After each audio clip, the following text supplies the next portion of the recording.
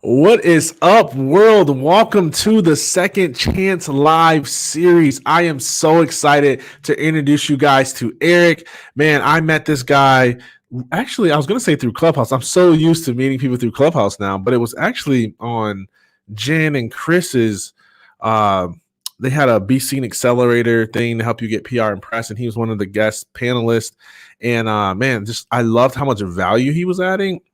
And really, I love how much value they all are adding. So I hit them all up in the DMs, like, come on the podcast, because each of them have their own like sphere of genius. And Eric, man, was just so like, when people speak and you're like, yeah, like that was helpful. Because I think some people talk, but let me say it this way: some people have a lot to say, but they don't add a lot of value. There's a lot of that on Clubhouse. It's a lot of that, and I'm like, get to the point, and so anyways, Eric is the opposite of that, and he's got tons of experience. And man, I'm going to read his official bio to you guys. And you guys know, like, the Second Chance Live show is all about living powerfully in your second chance, no matter how many mistakes you've made, no matter like what happened to you in your past. Like, life has a way of awarding us second chances, and second chances exist so you and I can finish strong. And Eric's going to help us with that. He's overcome many failures. He's overcome like stuff in his past. And so as I read his bio, I want you to be thinking about people you know, like, trust, care about, or like people that just stalk you on social media. And I want you to click that share button, invite them to be a part of this discussion, because it's going to be rich today. So Eric is the CEO of content intelligence software ClickFlow, which helps you grow your traffic while looking like a genius. He also owns an ad agency, Single Grain, that has worked with companies such as Amazon, Airbnb, Salesforce, Second Chance Athletes. I had to throw that in there. And Uber to acquire more customers. He hosts 2 podcasts, Marketing School with Neil Patel and Leveling Up, which combined have over 30 million downloads today.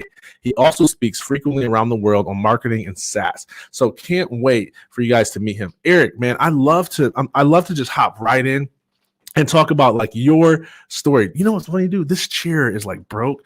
So it literally just made me feel like I was like 5'2". I'm taller than that. Man, how did you get like from birth to where you are today?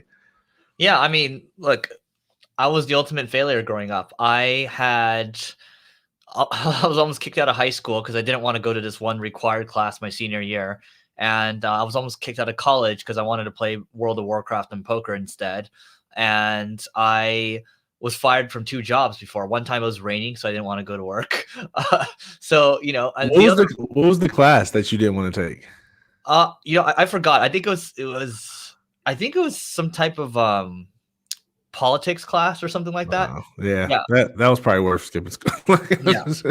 But that was kind of my background. So it was I think even in the later years, I remember one of my friends told me his group's actually a year older than mine. His entire group was like, that guy Eric had nothing going for him, and it's a miracle, like what happened or whatever, right? Wow. But I think that's interesting. I have my own perspective around it, but a good chunk of my life, ages 8 to probably 22 years old, I spent a lot of time gaming, and that was really the only thing that I excelled at. And so that led me to kind of writing this book, because I think you're really looking for your own perspective, and then you're intersecting with something else, and that's your message. So.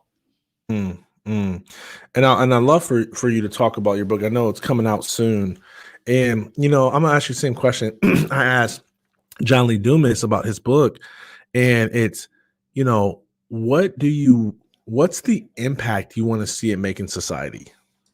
Yeah. So look, there are over 3 billion people in the world that have played a game before. So even if you played Tetris or Duck Hunt or whatever, it still counts.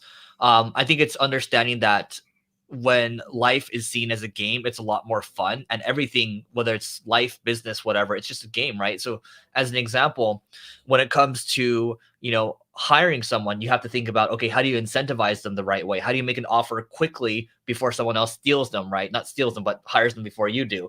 So there's games within games. If I'm looking to buy a company, as an example, how am I going to structure a deal? How can I find other leverage points where it's 1 + 1 = 5, right? So there's a lot of games within it, but all of those that thinking came from really what I learned in kind of my childhood years, and then even my early college years as well. So.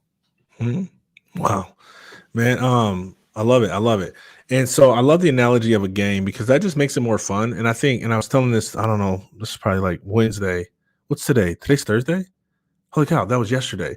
And I had this speaking engagement, and I was telling them we treat the process as if as if it's a means to an end, when I believe it's a gift in itself. And I love that the way you describe like leveling up as just like this game, because it just brings the joy back in the grind and the hustle and what we're trying to accomplish. And so I really love that. Man, you know, you've worked with some people, you got an amazing podcast. I'd love for you to talk about who has been your favorite guest and why. Yeah. So there's a guy named Ron Klein. Sure, I've had, different best-selling authors, millionaires, billionaires on the podcast, but Ron Klein, he is, I believe he's in his 90s now. He's known as the grandfather of possibilities, and he created the little stripe you see on the end of your credit cards. He created the magnetic credit card stripe. He added all these inventions. Just a fascinating story. I remember he got injured once, and he participated in the kind of senior Olympics, and then I think he won. One time he got injured, and then he was in the hospital, and he was so bored that he just read the encyclopedia cover to cover. And so I think when you talk to someone like that, he's just enjoying his life. He's married to the love of his life. He's just playing the game of life. Mhm. Here's the thing. A lot of people think everything is zero sum, right? Like if you're playing football, there are 4 quarters and then there's one winner at the end, usually, unless it's a tie, right? But if you're playing for there's like only one Super Bowl at the end. There's only one NBA championship, and that's a zero sum game. But in life, it doesn't have to be that way. All Mm. you have to do is find, people that play. You want to play long-term games with long-term people. And the understanding here is you're just getting a little better every single day. You're leveling up 1% every single day, and that will stack, that will compound. And there doesn't need to be an end game, because you're just going to keep playing until, your chapter ends. And that's Mm. basically it. Wow. I love how simple you make it. And I think sometimes the best solutions are the most simple ones. And I think we overcomplicate success too much. In fact, like when I first launched my podcast, I called it When I Said Yes, because I was simplifying success to helping people find their next yes. Because I feel like a lot of times people talk themselves out of stuff that they should talk themselves into.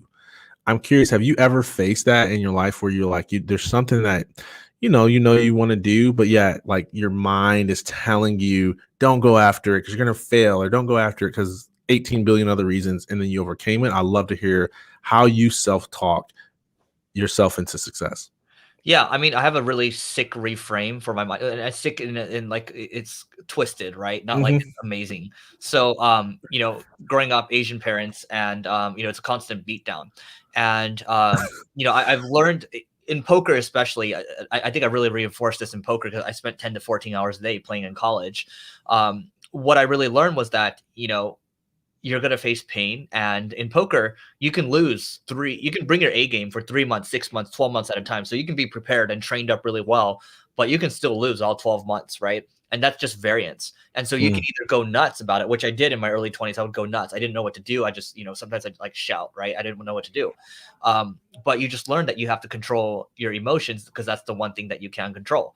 And so one thing is, what I learned to reframe is, pain is actually a prerequisite to success. And so as long as it's not physical pain, right, it's psychological pain, I reframed my mind to be like, oh yeah, okay, pain, give me more, right? When I used to play this game, World of Warcraft, there's this boss known as Gruul. The more you hit him, the stronger he gets, right? Something like, I believe that's what happens. Unless it's maybe you cast a spell or something, I don't know. But he gets stronger and stronger over time and bigger, right?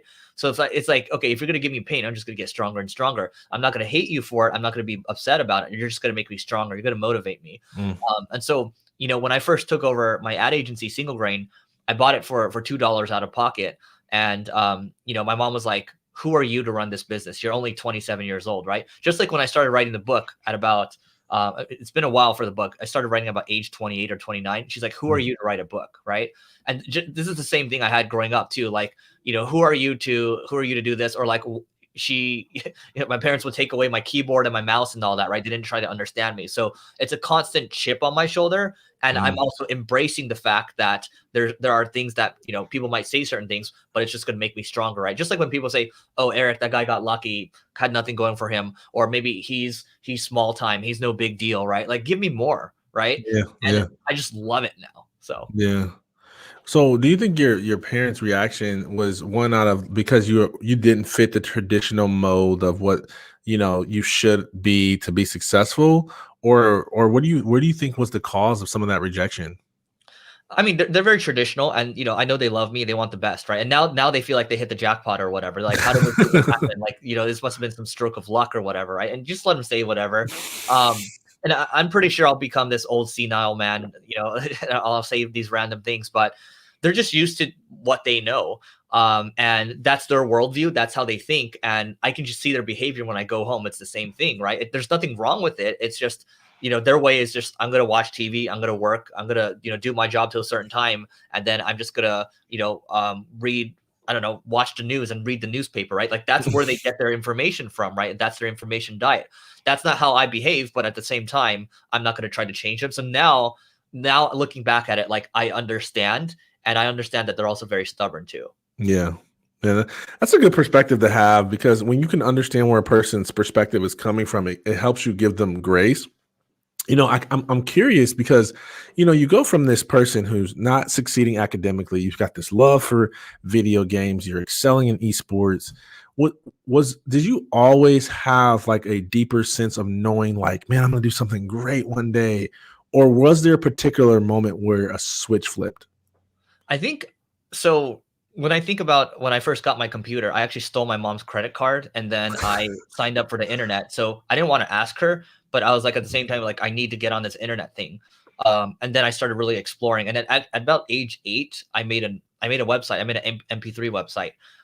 Unfortunately, I got into the world of gaming, so I went deep down that rabbit hole. But yeah, I had started to explore pretty early, and I think the knack that I had at an early age was just finding things. And then if you're able to find things, you're able to spot trends ahead of time. And it's just kind of going with it, right? Unfortunately, I went down the gaming path, but I don't regret it at all. I could have gone down I think if I continued down the MP3 website path, I probably would have started businesses at age 10 or so. But, again, I have no regrets. Wow. Wow. Man, I love stories like that because I was talking about this is probably like 5 or 6 episodes ago, but I was talking about my next TEDx talk that I'm doing. So tentative title, but it's like, hey, misfits, come out of hiding, the world needs you.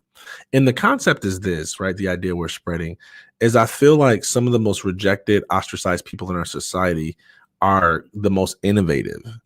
And the goal of like my intention for the TEDx talk is that we would stop treating outliers so badly. And that if you have a, Martin Luther King Jr. or a Thomas Edison, or you name your innovator, that they don't have to go through this period of loneliness where they're trying to get the world to catch up to what they believe in or what they're for. And so I'm curious, like, have you had some of those lonely seasons? Because I see, like, when I look at your life, it seems like, man, you've done some things that are very innovative that not the average person has done. And I'm wondering, was there a lonely period where no one was really getting your strategy? Yeah, well, thank you for that first. And what I would say is really, I feel like I'm still getting started right now, and I think so. Having that beginner's mindset, that apprentice mentality, is very important because it keeps you humble. But yeah, I mean, all the time. I think like I mentioned earlier, when I was 12 years old, having my parents take away all this stuff, it felt very lonely to not to have my own parents not understand what I was trying to do and what I was learning, what I was gaining from this stuff. Um, and yes, I hung out with the quote unquote popular groups in high school and college. Like I always managed to finesse my way into these things, right? To these teams or guilds or whatever. Um, but yeah, I mean, there's I would say internally I felt so lonely that a lot of the characters that I chose are very self-sufficient, and they're kind of jack of all trades, right? So those of you that understand these games, like, I would choose the characters that could teleport, that could heal themselves, that could also do damage with their spells, right? Just they can do a lot of different things because I wanted to be self-sufficient. Um, and yeah, I mean, the other thing too is I think it's also understanding that if you're going to go into entrepreneurship, it's a lonely journey. There's not many people sitting there. Also doing a book too. Nobody's going to help you do the lifting. Actually, my publisher helped a lot, but yeah, I mean, it's a lonely journey too. Like that's why it took a while because I was doing it on and off. I would, sometimes not write for a while, and then all of a sudden I'm on a flight to Hong Kong and I'd be writing for 6 hours straight. So that journey is lonely and it's hard to get motivation. But yeah, loneliness all the time. Yeah. Man, I so wish I had the ability to write while I drive or fly. I get motion sickness really bad, and I've tried a couple of things and nothing's taking it away. So That's rough. any advice, man, let me know because I could get so much more done. And I feel like it's just wasted time, It's tough. Yeah. Yeah, yeah. So what do you feel is the biggest lesson you learned last year? Yeah. I mean, I would say last year, so 2020 was when everything hit. I think making decisions quickly, and when it first, when the virus first hit, there's maybe 2 days of intense pressure. Usually, I don't get stressed. Poker taught me a lot, but I wasn't sure what was going to happen. But we made decisions very quickly. Okay, here's what we're going to do. Here's what we're going to focus on. Here are unfortunately the people that we need to move on from. Mhm. And we made those calls. We made the tough decisions quickly. And previously I would kind of wait things out, and that ends up being fatal because you have all these people relying on you. So I would say taking action quickly, and that really applies kind of across the board too, for whatever it is that you're trying to do. Yeah. I will say, man, that's one thing, I'm always interested in like studying habits of like people because I feel like habits create a lot of results we see in life. And I've noticed that, man, people who are entrepreneurial minded, they're high achievers, they pivot way faster than people who are not, right? Like I was so mad when I saw Gary Henderson is like already getting ready to publish a Clubhouse book. And I'm like, dude, man, if we try to do that within a company that didn't think that way, it would take forever. Clubhouse would be like, the old Twitter before like that book gets out there. And I think that's key, but I know one of the things that people are worried about when they make quick changes like that is that they'll fail. They'll mess up all the, I don't know, comfort that they had before. What's your mindset going into making quick shifts? Yeah, so I mean, Jeff Bezos likes to say that there are type one and type two decisions. I believe type one, these are the ones that are reversible, right? Type two are largely irreversible. So irreversible would be something like hard to reverse would be like something if you get married to someone, right? That's not as easy to reverse. Or here's something you can't reverse if you have if you have children, right? There's nothing wrong with that. That's a great thing, by the way, but that's very hard to reverse. So you got to decide who you do it with, right? Um, Mhm. but most decisions are largely reversible. And so if you operate within that lens, then it helps you make decisions there. And the other thing I'll say too is this also comes from Jeff Bezos is his regret minimization framework, which I love. Mm. Basically, if he just fast forwards to about 80 years old, and he's like, look, if I'm 80 years old, am I going to regret not having done this? If Mm. so, I'm going to do it. And so I like that. yeah, just kind of layering on these different mental models. These are just different tools, and stacking it on for yourself. It makes you think a little differently than other people. Yeah, yeah, I like that. I like that. I do something different, but yeah, I try to think about that too. And then I heard today on some clubhouse room I was in, they were talking about the risk reward analysis, right? So thinking about like, hey, what's the risk and what's the reward? And I think sometimes we overestimate the risk and we underestimate the reward, and we don't do enough what they would call like deep thinking work, right? So okay, I wanted to ask you this question. I love asking people this question. What in life frustrates you the most? Yeah, I mean, the answer is going to give you. It's not going to be well thought out. It's going to be the first thing that pops into my head. That's But fine. um, yeah, I think people that don't take accountability, Hmm. people that aren't willing to own up to it. I think it's fine to make mistakes, but you have to be willing to own it and raise your hand and say, "Hey, like I screwed up." Like I do it all the time. Like it's free to apologize, by the way. Just people think you can't do it, and so that's why one of our core values is accountability for any of the projects or companies that we have. You have to be accountable, and part of being accountable is being able to take direct feedback and giving direct feedback, right? Because we want to move on quickly. Like I don't want to dilly dally. Yeah, I know, and I've been in corporate culture, and it's so hard to admit mistakes because it's embarrassing, man, to own your mess. You kind of want to just move past. I'll never forget. I was working for the university, and we were doing a feature story for our like main magazine, which is our biggest thing at the university. And I interviewed two students, and I mixed up their profiles. So it was the wrong profile with the wrong picture. So the average population didn't really know, but the parents knew, and they called and was like, "Hey, this is not my daughter." And I was like, "Oh my gosh, there's like 130,000 of these things out there in the world, and we're still going to be printing more." And I'm like, I don't want to say anything. I just want them not to know. I did come out and confess, and I didn't get fired. But I think that the mindset around that is that it creates a sense of trust, right? Because when they heard it from me before they heard it from someone else, I gained trust instead of lost trust. And so like I agree with you that that's very, very important as it relates to just organizational health. So, okay, cool. Fast forward 20 years from now.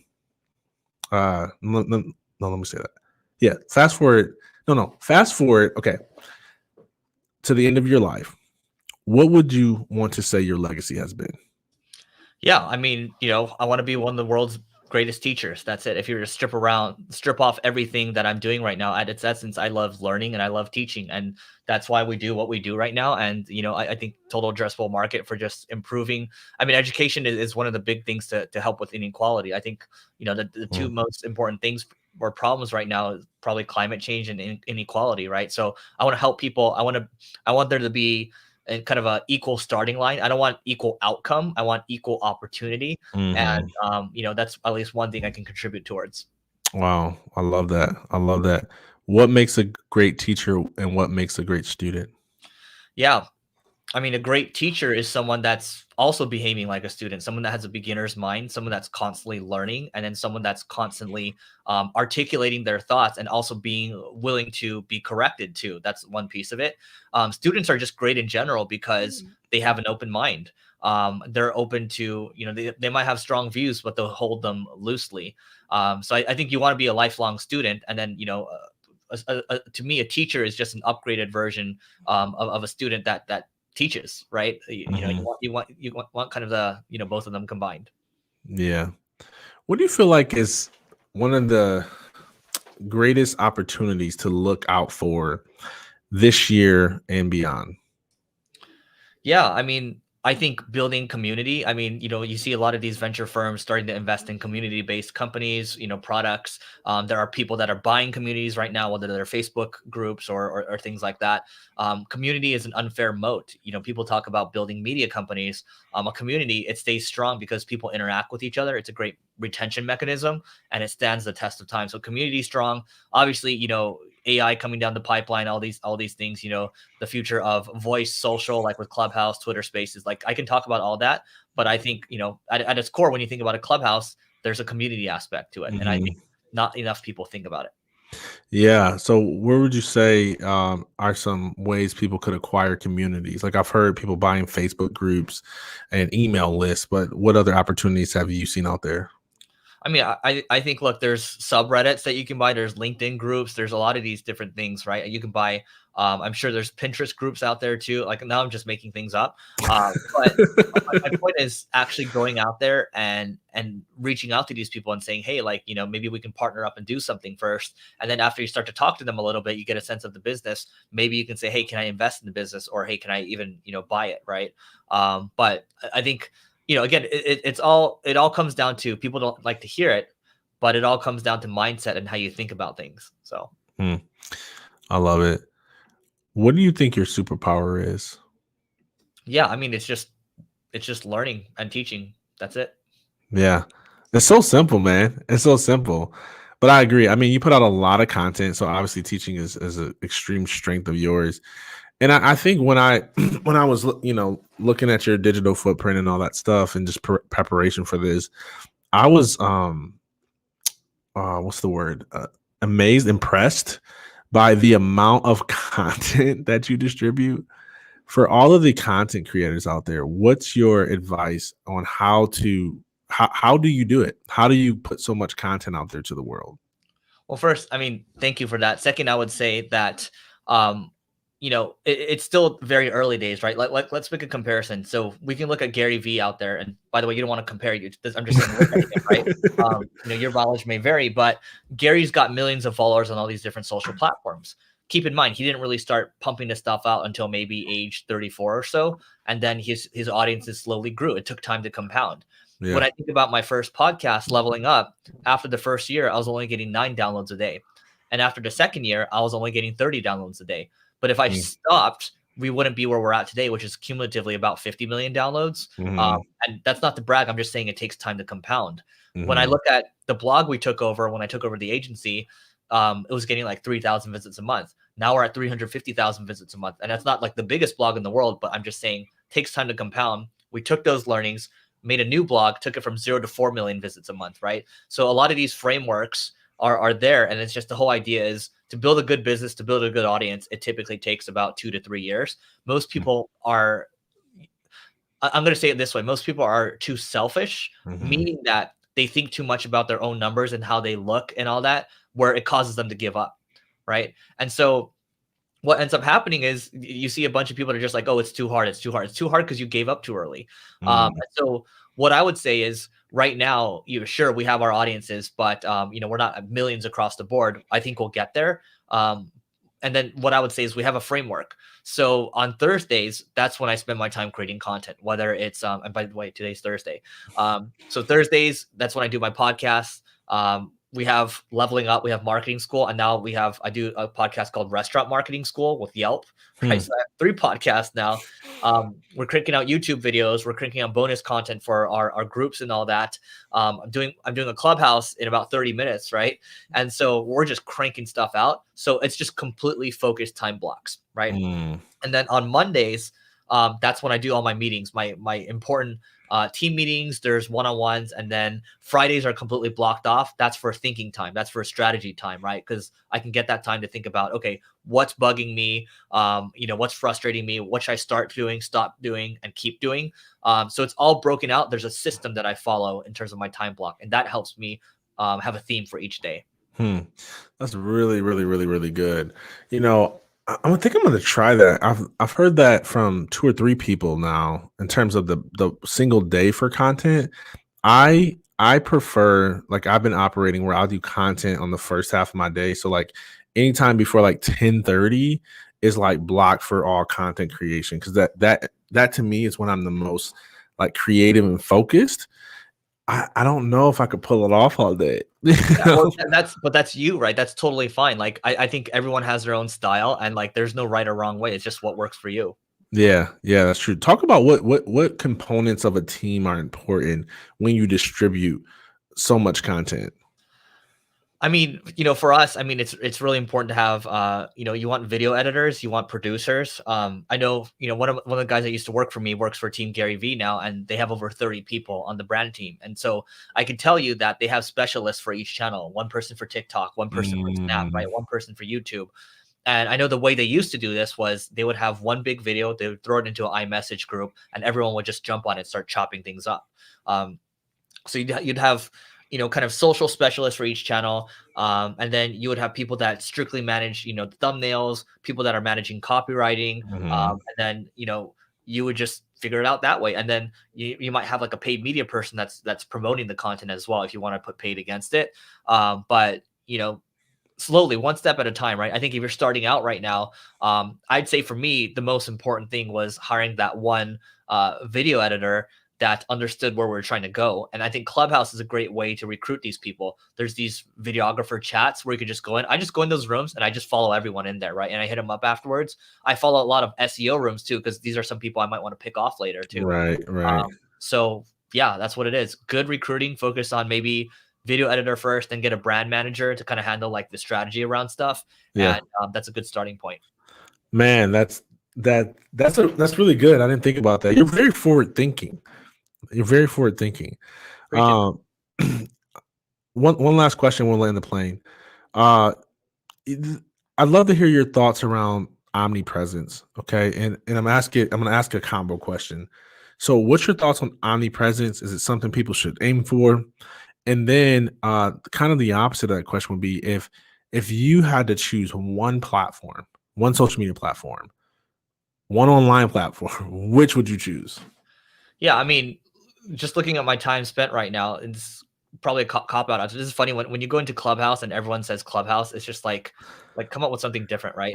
At least right now we barely talked about it, so that's good. I mean, for me, because I'm spending 30, 40 hours on Clubhouse, I think the format is here to stay. Who knows if Clubhouse is going to be the one that wins long term? I think they'll be here to stay.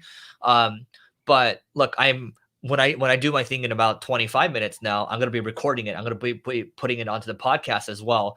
But the beauty of Clubhouse is that that platform forces you to engage. You have to be engaged the whole time. And when people hear your voice, they know, like, and trust you, or they don't, right? Like, at least they know they can make a decision there. And that's how you build your following base. And then they eventually come down into, want to learn more about your products or services, right? Like, that's fine. I'm not there to try to sell. I just want to, it's a land grab right now. I want to build as much attention as possible and then figure out what to do from there. But again, if people like doing business with people and your network is your net worth, then it makes all the sense in the world to be hanging out in Clubhouse, because to me, it's speed networking. Because yesterday, I was just in a room. It was myself, Kevin O'Leary, Howard Marks, the founder of Activision, and then there's a moderator. And it was the four of us, and our room had 1,600 people in it, right? Obviously because of Kevin O'Leary. But that connection wouldn't have happened if there was no Clubhouse, right? Like, that's a lot of these connections are happening now rapidly. Yeah. Hey, wife, I hope you're hearing that.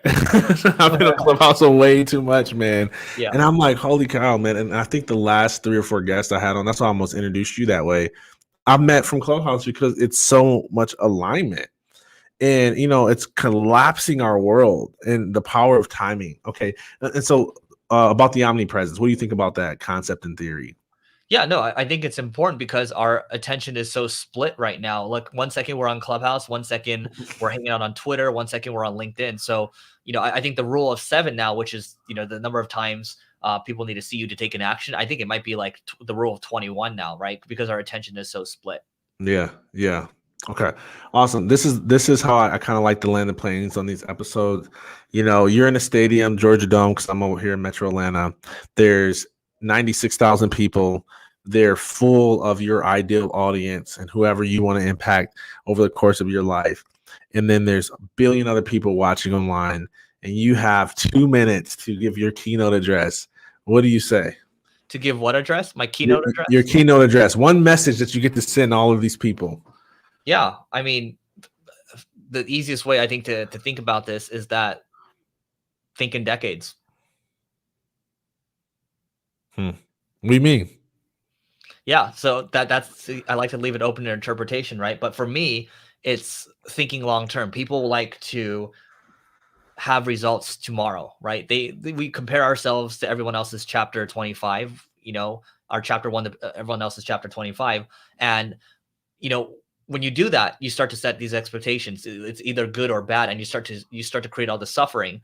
But when you start to think of things as, hey, it is what it is, this is what it is, and here's what I need to do to change it. It's like, for example, with your basketball shot or the way you throw a football or whatever, you just have to keep changing it, right? Or the way you hit a tennis racket. And you're just constantly iterating and understanding that over time, if you keep compounding 1% every single day, you're going to get better and better. And that's why, like, I mentioned Gary Vee a little earlier. Like, he started compounding at age 34, right? I'm 34 right now.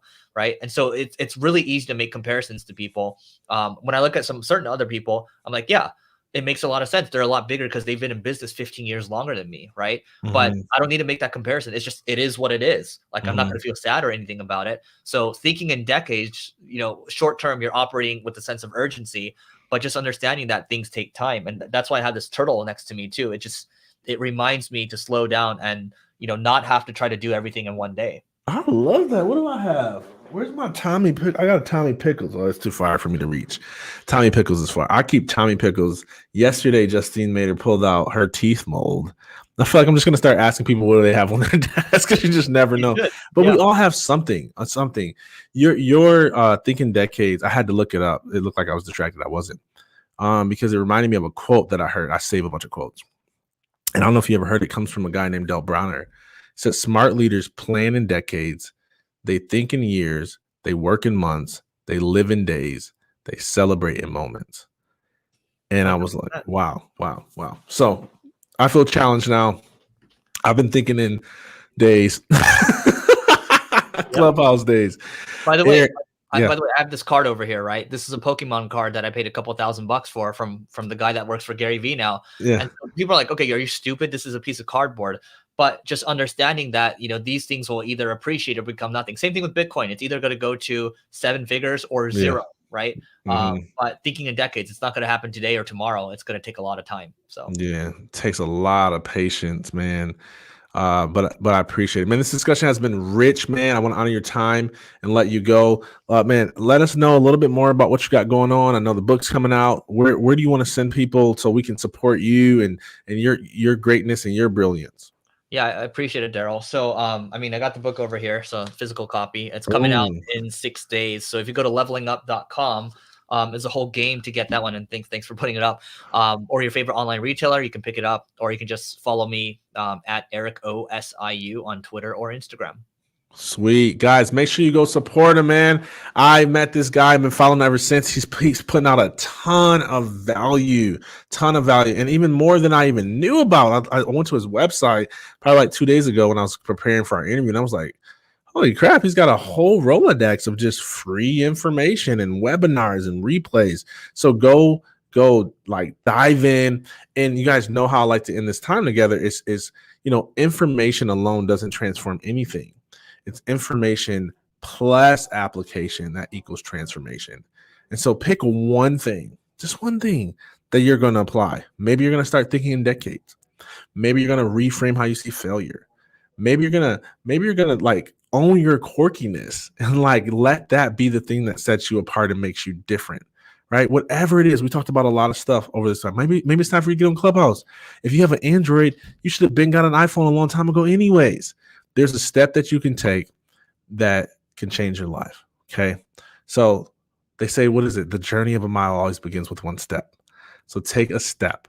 So that's all we got for today. Eric, thank you again. Remember that no matter how many mistakes you made, no matter what has happened to you in your past, that second chances exist so that we can finish strong. So go out there and finish strong, my friends. Bye-bye.